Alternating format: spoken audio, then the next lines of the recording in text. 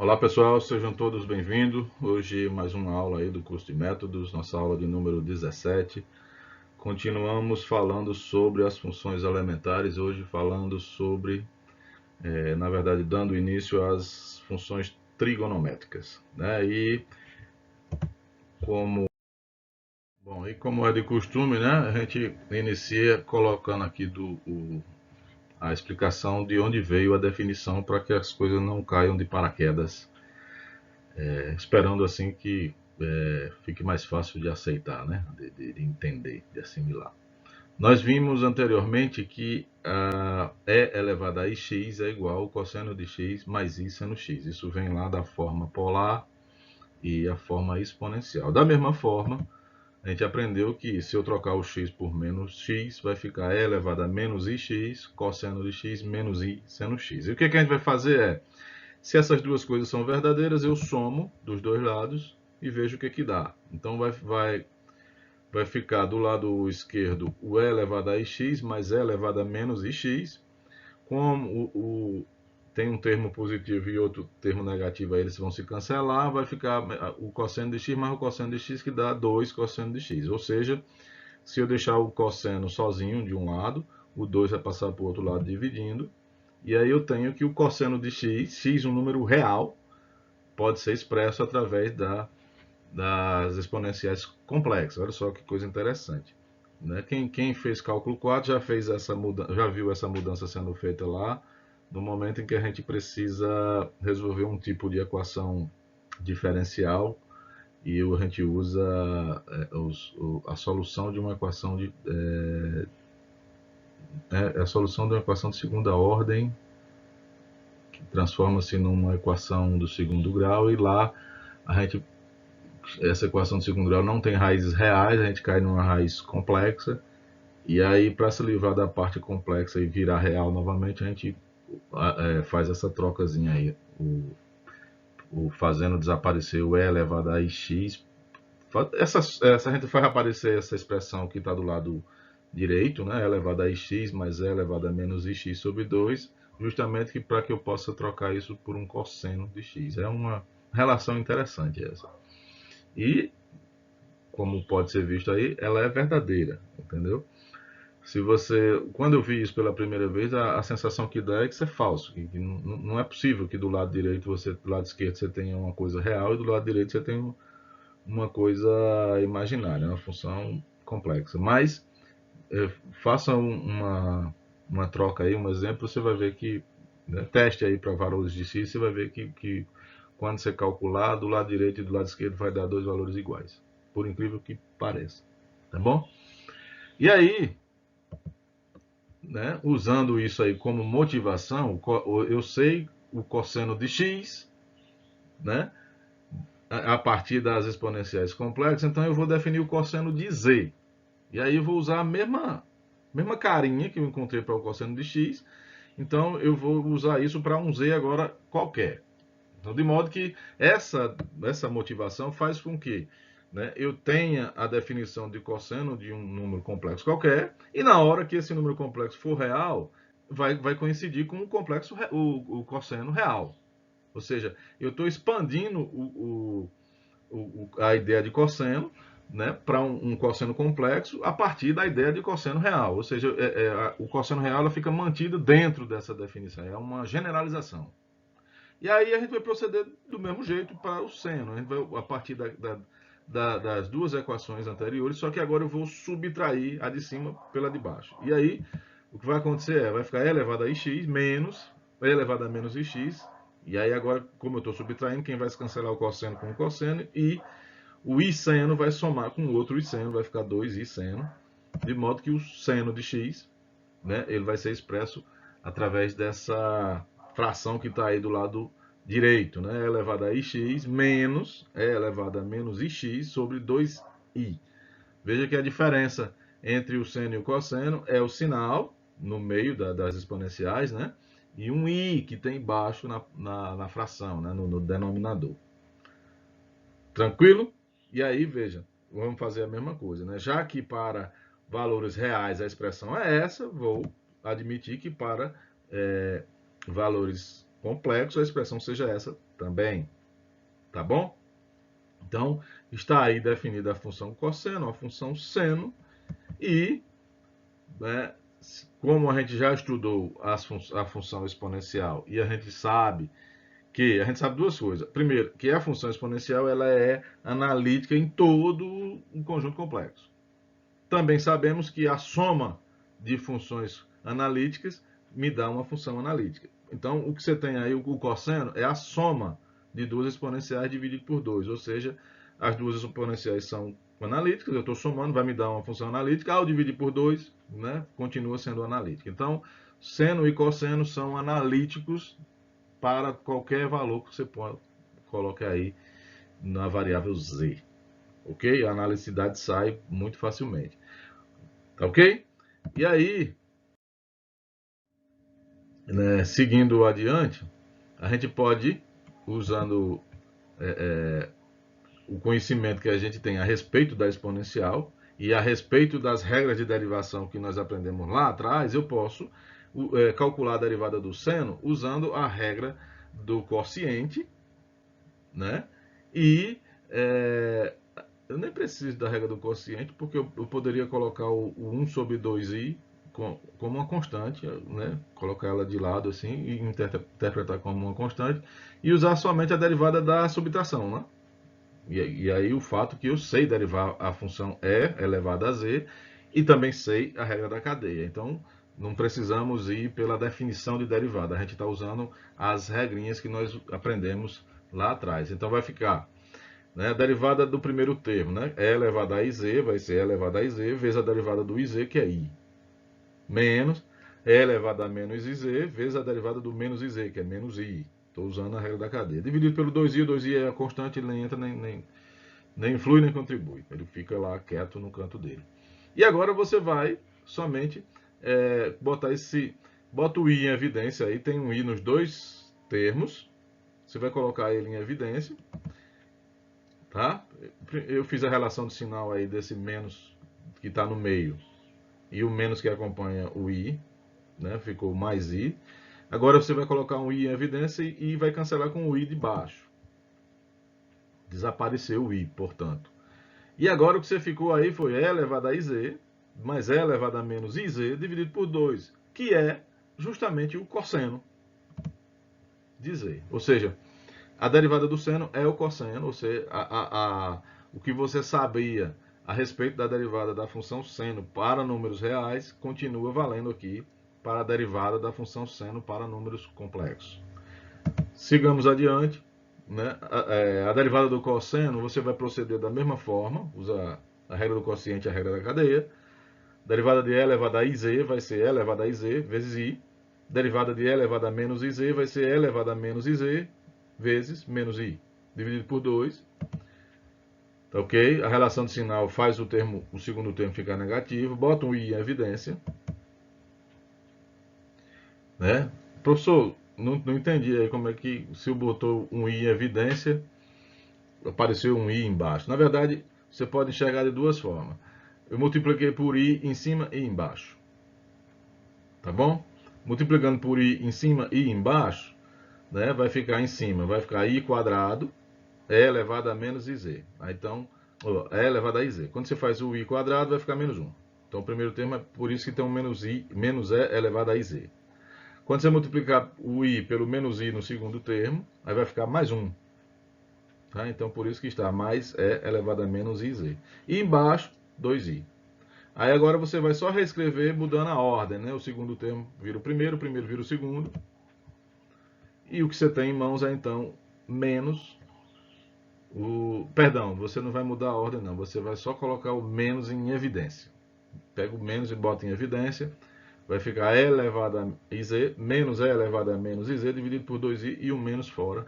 E é o que faz aparecer aí o menos o seno de z. Ou seja, a derivada do cosseno é menos o seno. Como a gente gostaria que fosse, né? Para não atrapalhar nossas ideias. Então, o que você sabia a respeito de derivada para a função seno real e para a função cosseno real, continua aqui valendo para a função seno e cosseno complexo. Tá bom?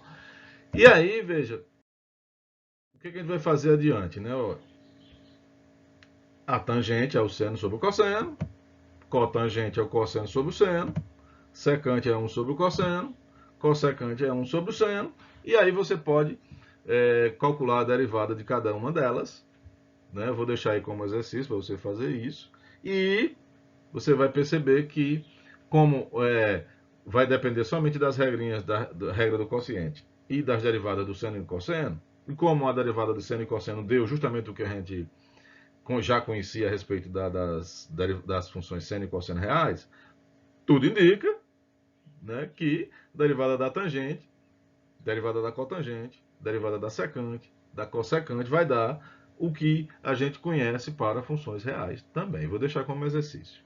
Show? Tá bom? Seguindo adiante, o que a gente poderia se perguntar a respeito é o seguinte: a gente sabe lá de trás que a função seno é uma função ímpar e a função cosseno é uma função par, né? Será que isso permanece? Então, o que quer dizer uma função é ímpar? Quando eu calculo f de menos x, o resultado vai me dar menos f de x, ou seja, o menos sai da função. Por isso chama função ímpar. Então vamos fazer isso para a função seno. Vamos calcular o seno de menos e. Pela definição, vai ficar e elevado a i vezes menos e, menos e elevado a menos i vezes menos e, dividido por 2i. Ajusta aí esses expoentes, fica e elevado a menos iz, menos e elevado a iz sobre 2i. Se você observar, o termo que vem com o expoente positivo, ele vem na frente, né? Porque é elevado a z, ele está aí como menos. E o termo que vem negativo, ele vem atrás e com sinal negativo. Então, se você agora colocar o menos em evidência, vai ficar e elevado a z positivo e o e elevado a menos iz negativo, dividido por 2i. E aí, veja que o que está, né, nessa fração aí é justamente o seno de z. Portanto, a função seno, ela continua sendo uma função ímpar, né? O sinal sai fora do argumento. Argumento, eu não posso falar essa palavra, né? Sai de dentro da função, né? Então, seno de menos e é menos seno de z. É a maneira mais fácil de entender. A função cosseno, a gente sabia lá da função cosseno real que ela é uma função par. O que significa a função par? Quando eu pego o menos e, calculo o cosseno, isso é igual ao cosseno de z. Ou seja, o sinal não influi, não, tanto faz com sinal como sem sinal. Isso é para funções par. Façamos aí usando a definição, vai ficar e elevado a menos iz, mais e elevado a menos i menos e, multiplicado, dividido por 2. Ajusta aí os expoentes, tá ok? Veja que eu posso reordenar agora, trocar o primeiro termo, botar como segundo botar como primeiro, aí é só uma troca mesmo, tá? E aí veja que isso aí é justamente o cosseno. Portanto, a função cosseno também ela é par da mesma forma. Então, tudo permanece, tá? Por enquanto. Nada de novidade, tá bom? Então, tudo que você conhecia a respeito da função seno e cosseno continua valendo. A respeito das trigonométricas, as restantes, né? A tangente, secante, cotangente e cossecante continua valendo também. Assim, a única coisa que está faltando é gráfico. Nós não temos gráfico para analisar gráfico, tá? Então, uma outra coisa que nós tínhamos lá são as identidades trigonométricas. Então, veja, a mais famosa que nós temos lá para as funções seno e cosseno é seno ao quadrado mais o cosseno ao quadrado, isso dá 1, né, para números reais. Então, vamos ver o que acontece se isso é válido para os números complexos também. Então, vamos pegar primeiro calcular o seno ao quadrado. Né? Você vai pegar a definição do seno, levar ao quadrado, aí vai ficar o quadrado do termo que está em cima, o quadrado do termo que está embaixo, e aí em cima você vai usar o produto notável, o quadrado da diferença, então vai ser o quadrado do primeiro, menos 2 vezes o primeiro para o segundo, mais o quadrado do segundo, e embaixo vai ser o quadrado do de baixo. Né? Então, fica o e elevado a 2z, menos 2 vezes o primeiro para o segundo, tá tudo aí. E embaixo ficou um menos 4, porque o i ao quadrado deu menos 1. Pronto. O que você pode ver agora é assim, o termo do meio, do menos 2 é elevado a iz, multiplicado por e elevado a menos iz. Você pode colocar né? Conserva a base e soma os expoentes. Quando você somar os expoentes, vai ficar um zero. E é elevado a zero é 1. Então, reduzimos aí o termo do meio, ele foi simplificado. Tá ok? Com menos 2 aí. Tranquilo? Vamos fazer a mesma brincadeira agora para o cosseno quadrado. Tá certo? Usa a definição. Né?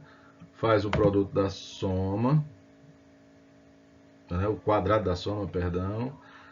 E embaixo o quadrado do 2, que é 4. Isso aí vai ficar, né? Mesma coisa no termo do meio. Você vai conservar a base. Então, o produto de duas potências é duas expoentes. Conserva a base, soma os expoentes.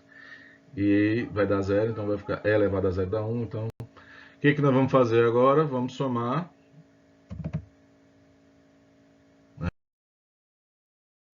Chegamos a isso daí. Vamos somar as duas equações, de um lado e do outro. Então, do lado esquerdo vai ficar seno ao quadrado mais cosseno ao quadrado. Do outro lado vai ficar a soma dessas duas frações. Perceba que nós temos o 4 nas duas, tá certo? E tendo o 4 nas duas, eu posso fazer a soma, eu posso colocar essa fração numa só, tá ok? Então, o que vai acontecer é, veja, menos E elevado a 2z vai cancelar com mais E elevado a 2z. Então, você vai cancelar uma equação de termos e você vai ficar com o 2 de uma expressão, com o 2 da outra, vai ficar 4 dividido por 4, que vai dar 1. Tranquilo? Ou seja, o seno ao quadrado mais o cosseno ao quadrado é 1, como a gente gostaria que fosse, como a gente esperava que fosse. Show? Então, continuamos sem novidades. Tudo permanece como sempre foi. Tá? E aí eu não vou fazer a dedução, mas continuamos aqui na monotonia, né? No tédio. O seno da soma, né? Seno de Z1, seno Z2, seno A cosseno B cosseno A. Tá? O seno da soma permanece. O seno da diferença também permanece. Cosseno da soma, cosseno da diferença, tudo permanece. Nada novo no cais. Tá bom? Seguindo adiante. Aí essas funções elas são periódicas. Agora o que vai acontecer é, nós já tivemos o exemplo aqui de uma função periódica, a exponencial ela é periódica, né? Só que ela era periódica na direção do eixo y. Vocês estão lembrados, né? Era uma faixa que se repetia no eixo. Aqui nós vamos perceber que a periodicidade dela dá no eixo x. Ó. Eu vou somar um 2kpi, não tem i não, é 2kpi real. Ok? Então veja o que vai acontecer. Então, usando a definição, vai ficar E elevado a Z mais 2kpi i, menos E elevado a menos Z menos 2kpi i, dividido por 2i. Aí nós vamos usar o nosso conhecimento sobre a exponencial. Tá? Vai ficar dessa forma aí. Vai devagarzinho, não precisa ir na velocidade que eu estou indo. Perceba que esse E elevado a 2kpi, eu posso usar a definição da forma polar. Tá bom? Nos dois casos.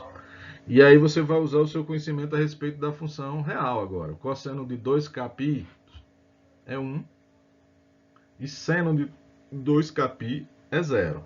Então coloca 1 e 0 aí onde tem que ser posto e você vai cair nessa situação aí. E elevado a z menos E elevado a menos z sobre 2i, que é, na verdade, o seno de z. Tá ok?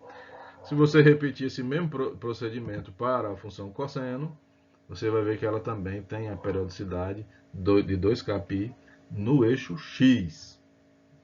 Tá bom? Então, significa que, né, semelhante ao que a gente aprendeu para a função exponencial, se você pegar faixas, só que nossas faixas agora elas são verticais. Você tem a imagem todinha do que lhe interessa, tanto para a função seno como para a função cosseno, dentro de uma faixa vertical de comprimento, de largura, 2kpi. E aí tem uma região fundamental, vai ser de menos π até π, só que é uma faixa vertical. Tá bom? Calculando a imagem dos pontos que estão dentro dessa faixa, você tem toda a imagem da função seno. E aí, mais na frente a gente não vai entrar em detalhes, mas quando você quiser encontrar a inversa da função seno, Aí você vai tomar como domínio essa faixa. Perdão, você vai ter como domínio todos os números complexos, que é a imagem, mas a imagem, né, para essa função seno ser inversível, você vai ter que enxergar o domínio da função seno como sendo só essa faixa, para poder ter uma inversa. Tá?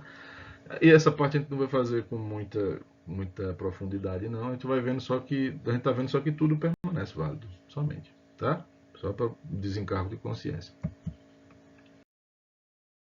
Continuando aí com as, agora só para fechar a nota, né? A aula sobre as inversas não é hoje, tá? Será daqui, não, também não é a próxima, vai ser na outra. Tá, ok? A gente vai, é o conteúdo que fecha o assunto dessa segunda nota. Tá? O que eu tinha para falar a respeito das funções trigonométricas, eu falei. Tá bom? Era as identidades, as derivadas, né, as definições, tá tudo pronto. Aí eu quero deixar aqui para finalizar um exercício. Tá bom? Veja, resolva a equação seno de z igual a 5. É uma equação muito, assim, é simplória, né? É bem pequenininha e tal, mas a intenção dela é mostrar o seguinte, olha, essa equação, se ela fosse real, a variável fosse real, a resposta dela é assim, não tem resposta, é zero, é conjunto vazio. Porque o seno de um número real varia entre menos 1 e 1, ele não vai dar, fora desse intervalo, ele não vai dar nada, não tem como dar. Então, seno de z igual a 5 é sem resposta. Não tem z que você, é x real que você põe aí que faça o seno de x dar 5. Tá ok? E aí a gente põe isso de propósito, né? Porque assim, se o z for complexo, nós teremos resposta para isso sim. E aí olha só como é que a gente vai fazer. Você vai pegar a definição do seno e vai colocar ela no lugar, né? O seno de z é elevado a iz, menos é elevado a menos iz sobre 2i. E aí você vai tentar resolver essa equação para z. Show? Olha, não se estressem, né? As equações exponenciais, as equações logarítmicas, as equações trigonométricas, todas elas, assim, eu não posso dizer como um teorema, mas vamos dizer assim que a maior parte delas levam a vocês a equações de segundo grau. Você vai, de alguma forma, vai mexer aí e isso vai se transformar numa equação de segundo grau. Não tem ponto correr. Todos os casos que eu coloquei aqui, que a gente pegou equações, caiu até agora, caiu em equações de segundo grau. Tá bom? Então, isso é o que costuma acontecer. Eu não para ser sincero, eu não conheço um exemplo que não vá cair numa situação como essa. Tá bom? Ó, vamos adiante. Você pega o 2i e passa para o outro lado, né? Ficou 10i. Agora você pega o seu essa exponencial que está com o expoente negativo e transforma ela em 1 sobre e elevado a z. Aí você vai juntar agora esses dois termos usando o seu conhecimento a respeito de frações. Tá bom? Aí coloca tudo numa só. Tá? E aí agora você pega esse e elevado a z que está do lado de baixo, passa para o lado de lá, multiplicando. E agora você traz tudo para um lado só. Essa é a equação. Por enquanto, eu só fiz algebrismo, eu não resolvi nada da equação. Perceba que e elevado a 2iz é a mesma coisa que e elevado a iz ao quadrado. Tá bom? Então você tem o e elevado a iz aparecendo duas vezes aí. Se eu pegar esse e elevado a iz e trocar ele por um w, essa equação ela vai ficar como w ao quadrado menos 10w menos 1 igual a zero. Então, tá aí a equação de segundo grau que você vai ter que resolver. Aí você vai usar o Bhaskarazinho lá, né? Delta, né? Desenvolve seu delta, né? E depois você acha o valor de W, vai ser 10, né? Essa é uma equação de segundo grau complexa, tá bom? Quem é o A é 1, quem é o B, menos 10i. Quem é o C, menos 1. E a gente aprendeu que o Bhaskara vale para a equação de segundo grau complexa também. Então, vai ser menos B, mais ou menos a raiz quadrada do delta, sobre 2. Aí, o que você ganhou é o seguinte, ó. Esse raiz de menos 96 dá quanto? A princípio, você teria que usar seu conhecimento a respeito de raízes complexas. Só que aqui eu vou ensinar um atalho que, a rigor, não é um teorema. Não posso dizer assim, isso vai valer sempre em qualquer situação. Isso vale porque essa raiz está do lado de um mais ou menos, e é por isso que vale o que eu vou falar aqui. Sem ser nesse caso, não vale. É uma coisa que admitir como vale sempre em qualquer caso, dá gera uns paradoxos, tá bom? Mas o que você vai fazer pega esse raiz de menos 96 e você vai dizer que é igual a raiz de menos 1 vezes raiz de 96, tá certo? Isso só é verdade porque você tem isso mais ou menos aí. Se você pegar numa outra situação e dizer, vamos calcular a raiz de menos 96, e você diz que a raiz de menos 96 é igual a raiz de menos 1 vezes a raiz de 96, isso está errado. Tá bom? Está errado. Isso aí só é verdadeiro porque tem esse mais ou menos aí, porque a gente sabe bem que a raiz de menos 96 tem que ter duas respostas. Tá bom? E aí, veja, o mais ou menos está garantindo que você está levando em conta as duas. É por isso que só vale do lado desse mais ou menos aí. Show? Aí, a raiz de menos 1, você vai usar o seu conhecimento a respeito de número complexo e lembrar que raiz de menos 1 é o i. E aí você procede com o seu raiz de 96 da maneira como você aprendeu lá no segundo grau para números reais. Tá bom? Raiz de 96 você vai fatorar, isso aí vai ficar 4 raiz de 6. Tá bom? E ficamos com 10i mais ou menos 4i raiz de 6 sobre 2. Você vai simplificar, né? Divide o 10 por 2, divide o 4 por 2. Ficou 5 mais ou menos, né? 2 raiz de 6, botei o i em evidência, né? Ficou essa resposta aí. Ou seja, o nosso w ele é puramente imaginário. E nós temos dois w's. Tranquilo? Eu vou tentar voltar para, né, um de cada vez, né? Eu vou fazer o e elevado a iz com um dos w's. Veja que eu estou pegando só o w com o mais. 5 mais 2 raiz de 6i. Tá? Aí você vai adiante. Aí você vai pegar o iz, vai usar. Agora você está com uma equação exponencial. O e vai passar para o outro lado na forma de logaritmo. Você vai usar o seu conhecimento sobre o logaritmo. Né? Fica o logaritmo do módulo mais i vezes o argumento. Né? Calcula o módulo desse número, calcula o argumento desse número. Como é um número puramente imaginário, o argumento é π sobre 2. Tá? Então, o módulo também é o 5 mais 2 raiz de 6, não tem o que fazer, porque ele, né, só tem a parte imaginária. Ficamos com iz igual a isso aí, você multiplica por i dos dois lados. Bom, aí veja que você tem uma coleção de, né, tem quantas respostas aí para esses i? Como a gente usou o ln minúsculo, você tem infinitas respostas. Você tem várias respostas. A rigor, você tem que voltar e fazer o e elevado a iz usando o w com um sinal negativo agora. O 5 menos 2 raiz de 6i. Deixo aí como exercício.